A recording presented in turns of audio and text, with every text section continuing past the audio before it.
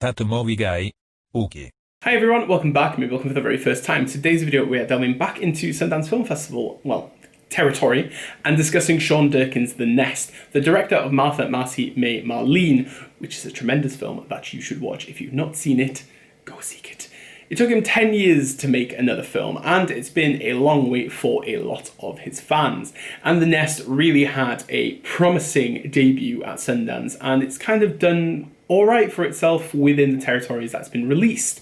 But for me, I only knew this film, first of all, purely through Jude Law, because I think Jude Law has been making very good indie choices within his kind of whole filmography right now, between Vox Lux, working with Sorrentino for New Pope, Young Pope, let's forget about Fantastic Beasts. I think that his choices are interesting.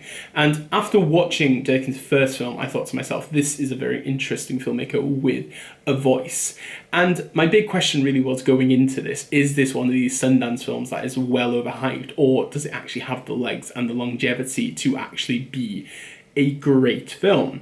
Let's discuss. The Nest follows the story of Rory. He's an ambitious entrepreneur who brings his American wife and kids to his native country of England to explore new business opportunities. After abandoning the sanctuary of their safe American suburban surroundings, the family is plunged into despair of an archaic 80s Britain, and their unaffordable new life in an English manor house threatens to destroy the family. Sean Durkin plants the seed of doubt from the get-go with The Nest. This picturesque family, the business, the clothes, the cars, everything just doesn't seem right.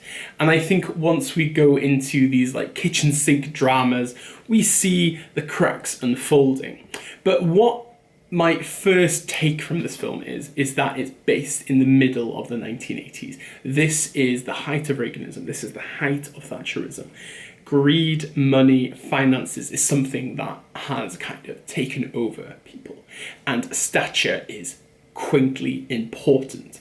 And this is kind of the embodiment of Rory. He is a mash hybrid of these two factions that create an identity of not exactly conservatism, but of money and greed. And I find it very deceiving the way that he treats his wife Alison, who has run an equestrian centre at home.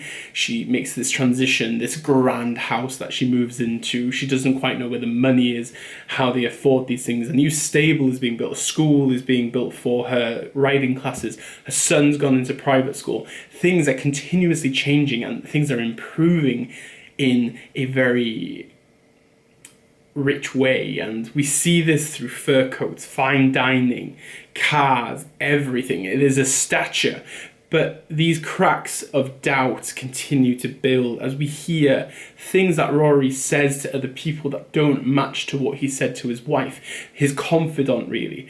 And through this whole kind of idea of The Nest, it continues to be this labyrinth of deceit.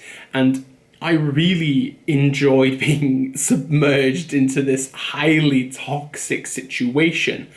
But what is so odd about this film is there is a beautiful sense of the family dynamic, and there is a kindred chemistry and love that Rory and Alison still have for each other. And this becomes, in a way, of coping, I think, for them. They want to be together, but Rory needs to fix himself. But Alison also has these tendencies to have moments of pure aggression with the way that she says things or the way that she confronts people. Carrie Coon gives very comedic moments of the dark comedy variety, and there's a dinner scene in particular where you just think to yourself, holy shit, she just wants to take him down, but she knows how to take him down. And this is this kind of weird parallel where we see the worst of them, but we see the best within them. They're a very close family at times, and you see this with the children and the way that they are together. But once they're separated, these two different worlds kind of divide, and continuously through The Nest you think to yourself, how are they going to survive this, and how are they really going to stay together? Durkin's narrative really takes its time, and it paces itself very eloquently but brutally honest at the same time.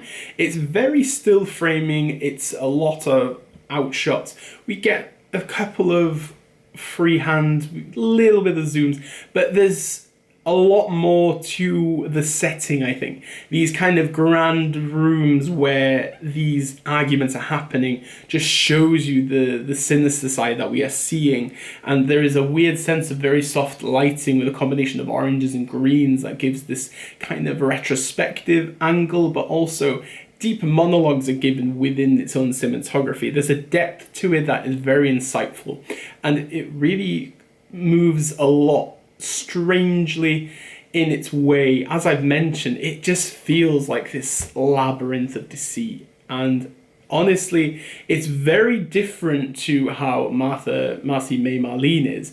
But I think what Durkin provides is very interesting storytelling that really is something that should be witnessed.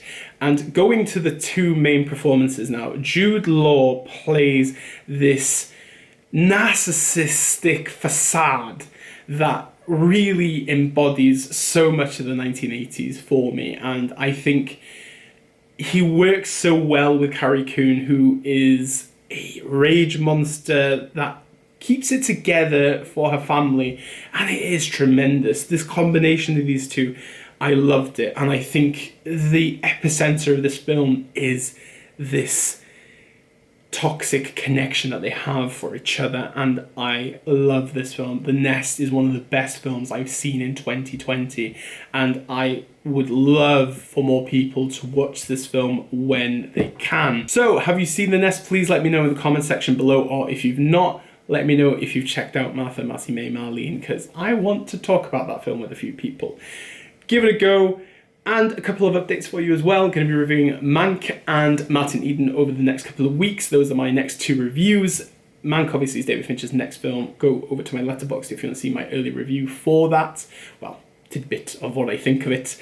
But it is pretty special, and Martin Eden is a very interesting Italian film that I would love for you to join me. So like, share, subscribe, do what you please. Thank you very much for all the support, and if you're new to the channel, subscribe if you can, because it goes a long way and it helps me a lot. So, as we normally say on this channel, diolch, danke, obrigado, merci beaucoup, arigato, dankeschön, bitteschön, all the shuns, and obviously, never change. Bye.